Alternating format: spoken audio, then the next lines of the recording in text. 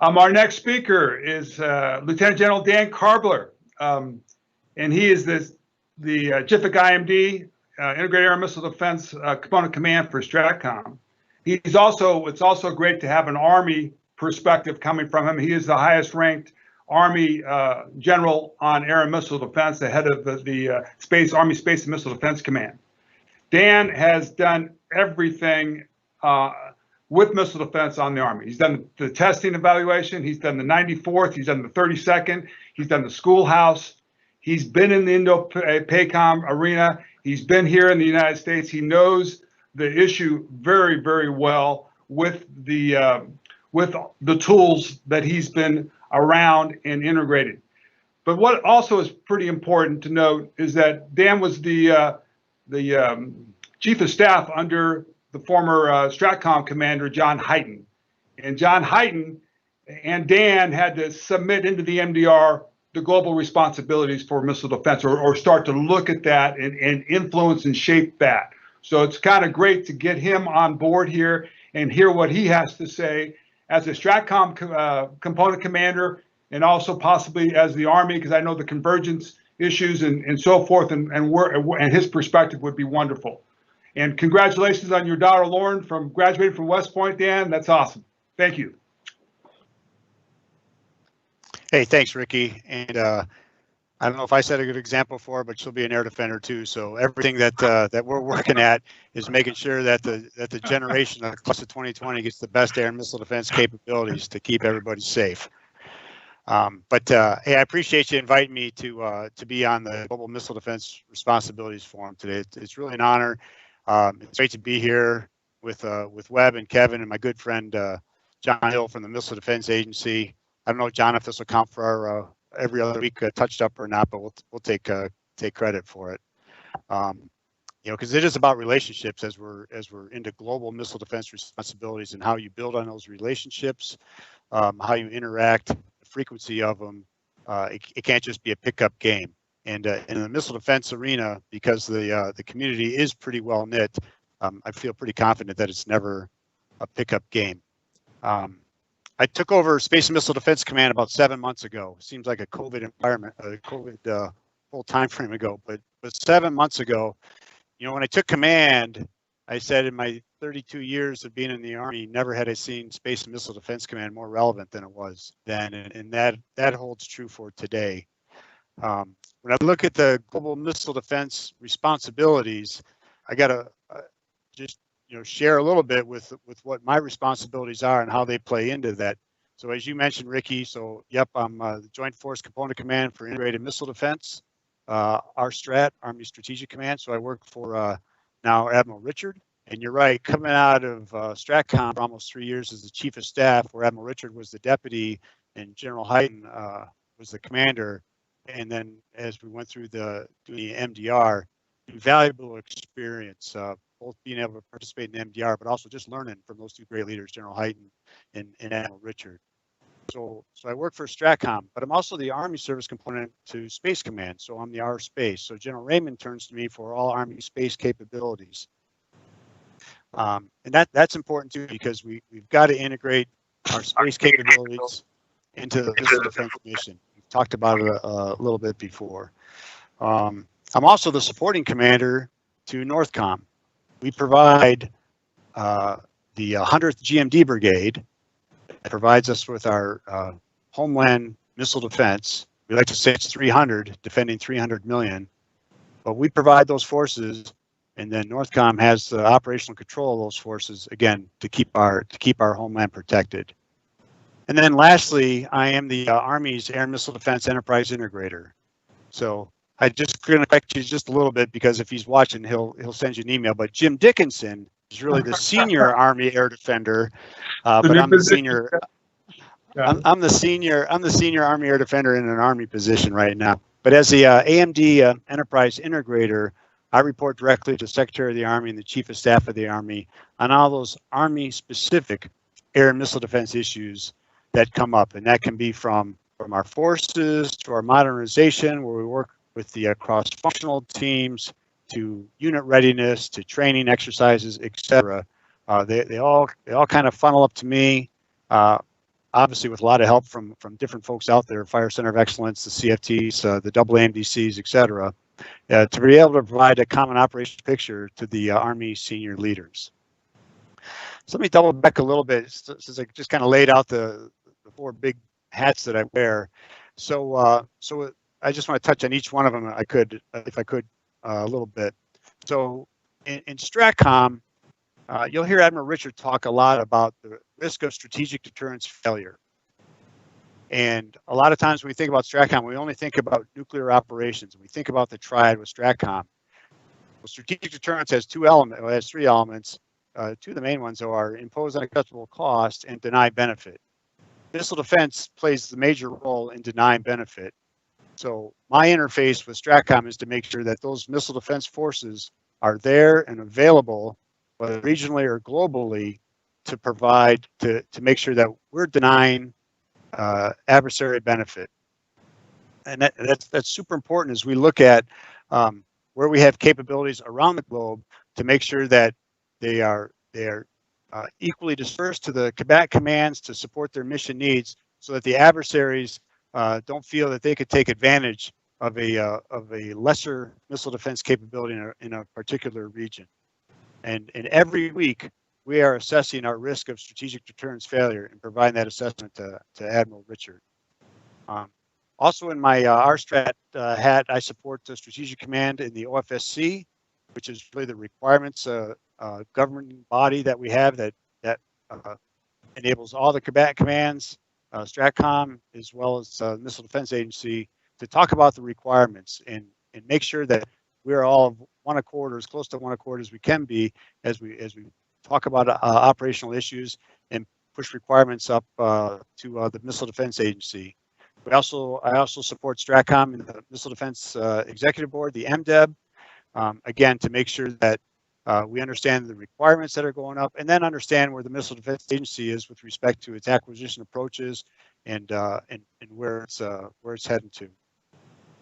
So those are some of the missile defense governance pieces and my touch points within Strategic Command. Now let me shift focus just a little bit to Space Command in my role with as the Army Space component for Space Command and working for General Raymond. And it is fortuitous because Jim Dickinson is the deputy commander at Space Command. So we really do have a really solid missile defense foundation within Space Command. And it is important because as we explore hypersonics and we explore the threats, you've got to be able to see it first. You've got to be able to see it before you can shoot it. And our HBTSS and our space sensing layer has got to be able to look at and see those threats as they come out. And not just because we need to be able to shoot them, but we need to be able to have attribution, which adversary launched them, so that we can counter that. General Raymond has got the responsibilities for the global sensor manager and his unified command plan responsibilities. STRATCOM, this is where the bridge happens. STRATCOM owns TPY-2 radars. They're the COCOM for the TPY-2 radars. We've got them out in Indo-PACOM, we have them in CENTCOM and EUCOM, so they're across the 3 of the geographic commanders. Those TPY-2 radars, in addition to their missile defense mission, also provide General Raymond with some space domain awareness capability. So the nexus within what I do from STRATCOM and SpaceCom, we're able to provide the operational and the situational awareness to both General Raymond and Admiral Richard for those TPY-2 radars. And again, it's pretty unique, and I really enjoy having a requirement to be able to track what the TPY-2 radars are doing operationally, again from the missile defense perspective and from the space domain awareness perspective. With respect to NORTHCOM, the 100th GMD and the 49th GMD Battalion up at Fort Greely, we have a great relationship with that brigade and providing that to Northern Command. We do the organize, train, and equip. So training, the exercises, certifications of all those crews, Space and Missile Defense Command does, and then we provide that ready force to Northern Command for their operational control. So they have them 24/7. Unique, it's a National Guard unit. It's a Colorado National Guard that provides those forces. They're in National Guard status until they're on mission, and then they're in the Title 10 status. So it's a very unique organization that we have, but it works great again with the superb help of Northern Command. And then lastly, as the Army's Air and Missile Defense Enterprise Integrator. So that gives me the distinct view of the AMD forces and capabilities, as I said earlier. I give that advice and recommendations to the Sec Army and the Chief of Staff of the Army. So if there's an air defense issue that comes up, I'm pretty much on speed dial back to the Chief or the Vice or the Sec Army for an issue. Some of the big issues that are up right now, Patriot Op Tempo. As we know, the Patriot Force is probably one of the most highly deployed, forward-stationed, conventional forces in the Army. They're over in CENTCOM right now, doing a great job over there. And there's just a huge demand on the Army's Patriot forces. One of the things that I like to say, though, is people keep clamoring for more and more air defense, is we can't Patriot our way out of this. I can't remember if Webb said it, or Kevin said it, but AMD is a team sport, and so we can't just always rely on the Army Air and Missile Defense Forces to provide capabilities. It really does have to be a joint effort. If I could use a really bad analogy, John Hill's a technology guy, so he's probably gonna hate me for it. But if you remember the old graphic equalizer days, Ricky, you probably still have one in your family room. Remember the old graphic equalizers, and they had the toggle switch of treble and bass and left speaker and right speaker and front and back and everything. Because at the end, you always wanted to play your wonderful 8 tracks, Ricky. You always want to have the best music coming out the back end. Well, I kind of look at integrated air and missile defense as that graphic equalizer, where we want good IMD music coming out the back end. But unfortunately, right now, from the Army perspective, is the toggle switches. We take active defense, Army active defense toggle switch, and that thing is thrown all the way to the top. Task defense, attack ops, coalition and allied contributions, space contributions, cyber. Those are all not quite thrown up as high as they could be, should be, as we look at this as a team sport. So what we're always trying to do is make sure that we take and toggle those switches, got good capability, and that they're all set just about right, so that we don't throw our forces off balance. Because globally, if we're unbalanced in one area, then the other geographic combatant commanders could be without capability.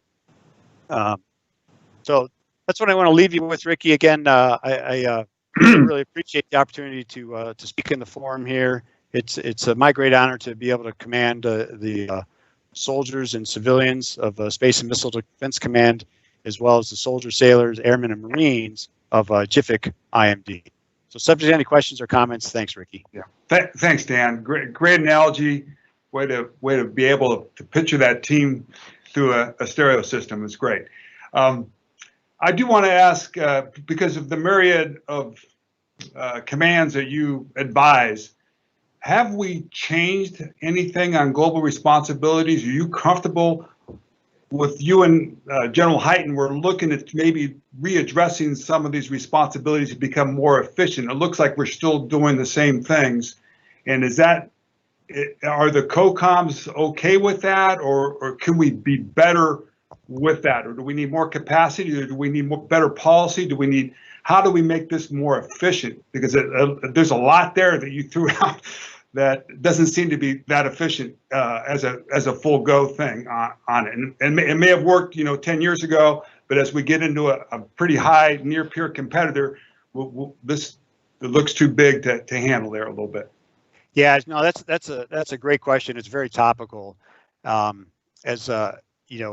Principle of unity of command is really important. And in missile defense, we do have to do a better job of unity of command. And I know the commanders are working in their dialogues with the Secretary of Defense with respect to their missile defense missions. We're working on that, and there'll be more to follow. But that's really a lot of the follow-up after the MDR came out, because it was getting exactly after what General Hyten and we were seeking coming out of the MDR. Okay. Well, thank you. And it's got to be tough, because when you have those limited capacities of Patriots and THAADs and you move them, then the other side takes advantage of when they move them out. So it's difficult to deal with that. And I'm sure getting the newer technology, the cheaper technology, the more efficient capabilities in the field quicker, so we can relieve some of that pain on that. Because I don't know if we have the funding to increase that capacity that much. It's more about getting what John Hill is in charge of, is developing more sleek, efficient technologies that are going to help everything to be able to do that. But really appreciate it. Thank you. But again, you bring up a good point is, so the Army's invested $24 billion over into air and missile defense capabilities. So as you look at IBCS, that's coming online here, and that test is going to start here very shortly. Yep. That's going to really help us out in the efficiencies as we look at bringing in IFIC and other capabilities to help us with bring back our short-range air defense capabilities, counter UAS capabilities. The Army has significantly invested into those capabilities as well. So in addition to Patriot and THAAD, and yes, I think we all recognize that there's a capacity challenge there. But some of the programs we have coming online include LTAMs too. Some of these programs that we have coming online are really, really going to help us out in the mission set. And as you saw that underlayer, Dan, it looks like that. I mean, not looks. THAAD's part of that underlayer. So those things could be also taken for Northcom's role if they ever needed that as an underlayer. So you can put more pressure on your ability with limited capability. Is that an issue, or is that something you got to manage again with your hats?